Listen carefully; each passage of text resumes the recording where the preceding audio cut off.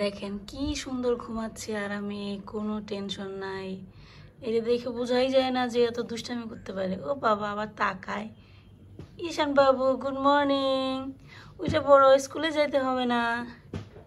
উঠবা না বাবা, উঠবা না। ঈশান তুমি ঘুমে থেকে উঠবা না আজকে?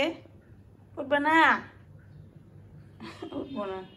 এই যে এখন সকাল 7:30 বাজতে একটু বাকি আছে। সৌভাগ্যবশত আমাদের সরিষা গাছে কিছুটা মারা গেছিল, যখন গ্রামে গেছিলাম বেড়াইতে তখন সব মরে গেছে। এখন এই কয়টা বাকি আছে, এগুলো আবার ফুল আসছে নতুন করে, কিন্তু সরিষা মনে হয় না হবে। ভাবছিলাম এইবার সরিষার তেল এখান থেকে নিয়ে খাবো, তা হবে না। আমাদের বাসার সামনে একটা ছাদ আছে, দেখেন এই ছাদের মধ্যে নতুন গাছ লাগাইছে। পরপর কয়েকদিন বৃষ্টি হয়েছে না, যার কারণে পুঁই শাক গাছগুলো এত সুন্দর হয়েছে।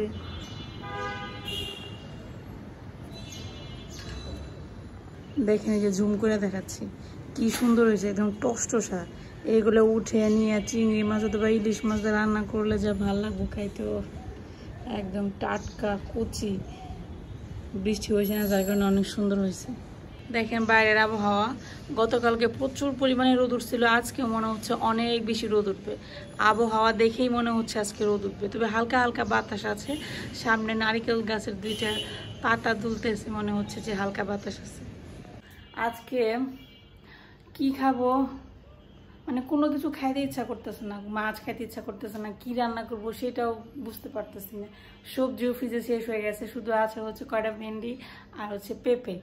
তো ভাবলাম কি রান্না করব, মাছ খাইতে ইচ্ছা করতেছে না। সারাকে নিয়ে সারা বাবা স্কুলে চলে গেছে, তাই ভাবলাম যে ওনাকে বলছি ডিম আনার জন্য, আজকে ডিমের তরকারি খাবো।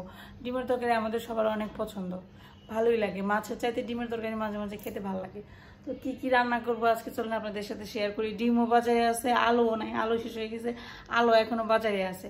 সারা বাবা সারাকে স্কুলে দিয়ে যখন বাসায় আসবে তখন নিয়ে আসতে বলছে। আজকে মনে হয় সকালে রান্না করতে পারবো না, ঈশানকে স্কুল থেকে আইনে তারপর রান্না করতে পারবো।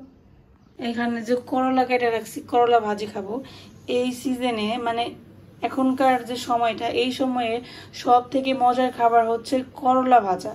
পেঁয়াজ কেটে রাখছি, করলা কেটে রাখছি, করলা ভাজি করব, করলা ভাজি খাবো আজকে। এখানে দেখেন ডাল বসিয়ে দিছি সকালবেলায়। আমি 6:30টার দিকে উঠছিলাম ঘুম থেকে, ওঠার পর ডালটা বসিয়ে দিছি।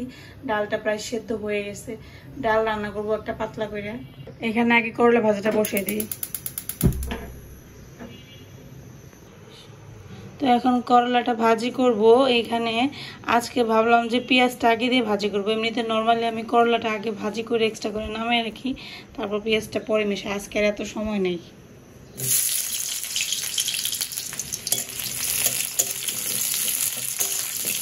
একটু বড় বড় করে কাটতে পেঁয়াজ, হালকা করে ভাজার পর পেঁয়াজটা করলাটা দিয়ে দিব।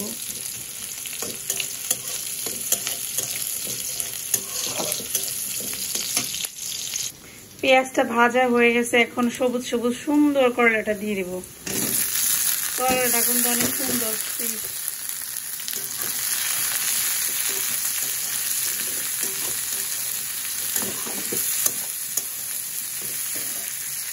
একটু লবণ দিব, হলুদ দিব, মরিচ। আজকে বাজার শেষ হয়ে গেছে, তো ফ্রিজে যা ছিল তা দিয়ে দুইটা আইটেম হয়েছে, করলা ভাজা আর ডাল রান্না করে রাখছি। আর এখানে সার বাবা নিয়ে আসছে বাজার, সবজি আনতে বলছিলাম। এখানে সজনে ডাঁটা নিয়ে আসছে, সাথে লাউ নিয়ে আসছে। আর আজকে রান্না করব সজনে ডাঁটা দিয়ে ডিমের তরকারি।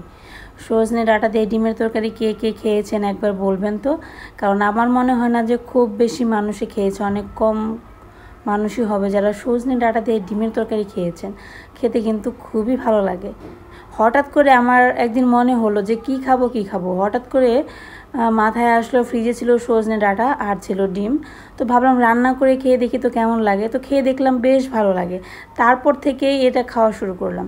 তো তার সাথে একটা লাউ নিয়ে আসছে, সাথে একটা বড় সাইজের বাঙ্গি, আর এখানে আছে হচ্ছে ধুন্দুল, আমরা গ্রামের ভাষায় বলি পুরকল।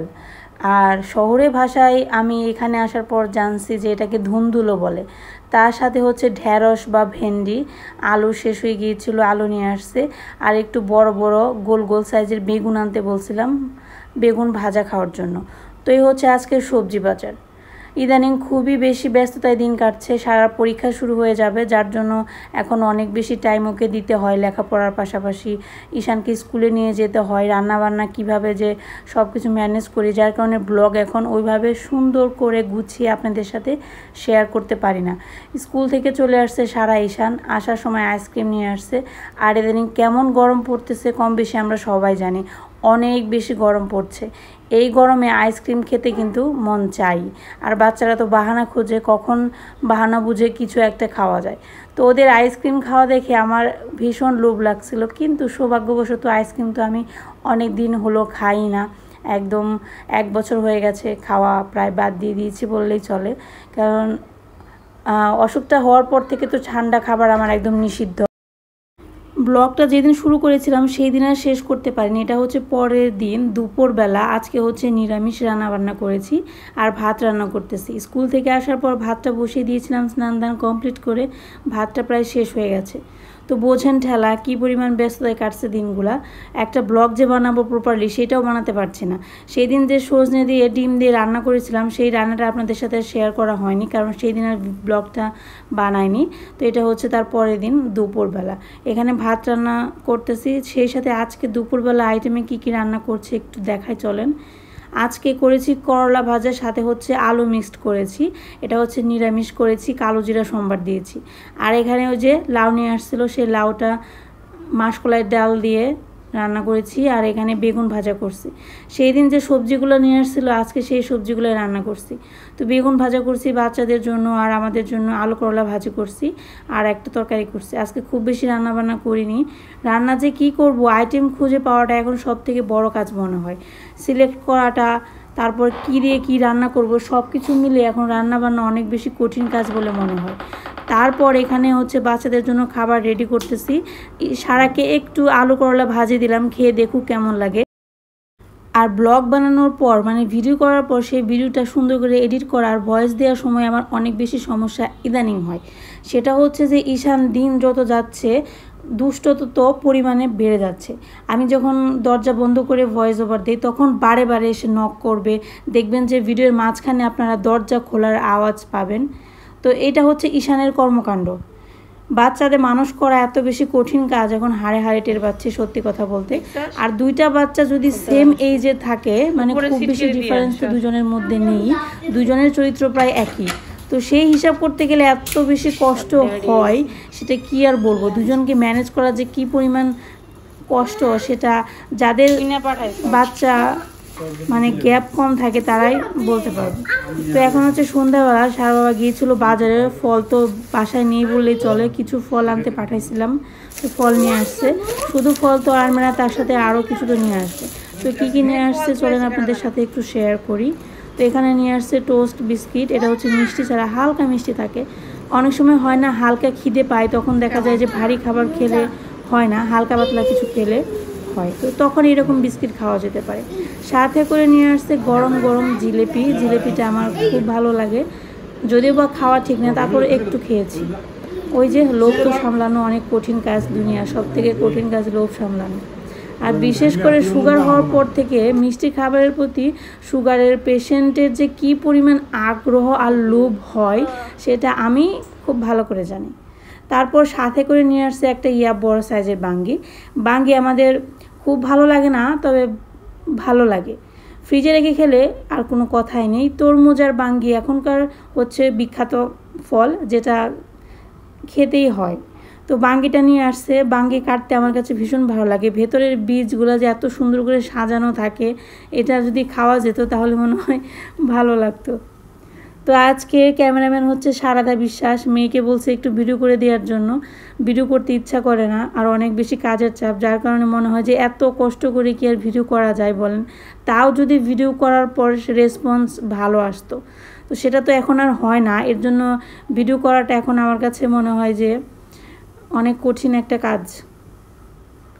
তারপর সন্ধ্যাবেলার নাস্তা বলতে আজকে এই বাঙ্গি কাটবো, সাথে জিলেপি নিয়ে আসছে।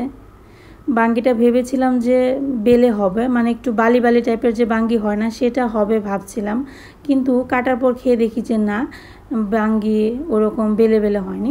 তারপরও ভালো, খারাপ না, বাঙ্গির স্বাদটা কেমন এটা কম বেশি আমরা সবাই জানি, এটা ওইভাবে সুস্বাদু ফল বলা চলে না, কিন্তু হ্যাঁ এই সিজনে এই সমস্ত ফল খেতেই ভালো লাগে।